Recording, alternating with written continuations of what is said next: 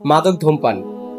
আসলে একটা জিনিস লক্ষ্য করে দেখলাম, এই মাদক ধূমপানটা আমাদের সমাজে দিন দিন বেড়েই চলছে।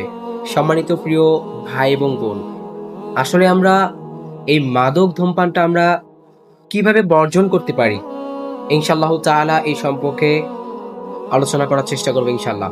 সম্মানিত প্রিয় ভাই এবং বোন, আপনারা অবশ্যই লক্ষ্য করেছেন যে সমাজে ছোট থেকে এবং একবারে বৃদ্ধ পর্যন্ত আজকে এই সমাজে এই মাদক ধূমপান যে রয়েছে জিনিসটা, এই জিনিসটা সবাই খাচ্ছে এবং সবাই উপভোগ করতেছে।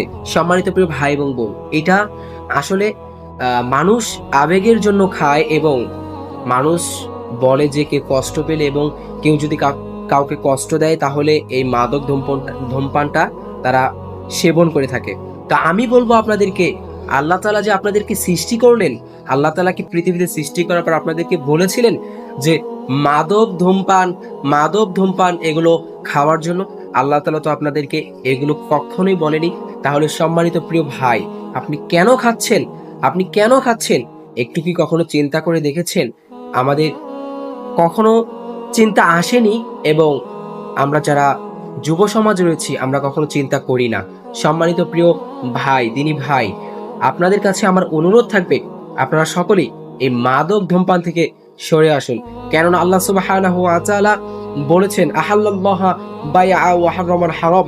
আল্লাহ তাআলা ব্যবসাকে হালাল করেছে এবং সুদকে হালাল করেছে। এই আয়াতের মাধ্যমে, আয়াতের পরিপ্রেক্ষিতে আমি একটা প্রশ্ন আপনাদের কাছে ছড়ে দিতে যাচ্ছি। আল্লাহ তাআলা যেগুলোকে হালাল করেছে ওগুলো আমাদেরকে হালাল বলে গণ্য করতে হবে, আর আল্লাহ তাআলা যেগুলো আমাদের জন্য হারাম করেছে সেগুলো অবশ্যই আমাদেরকে হারাম বলে গণ্য করতে হবে।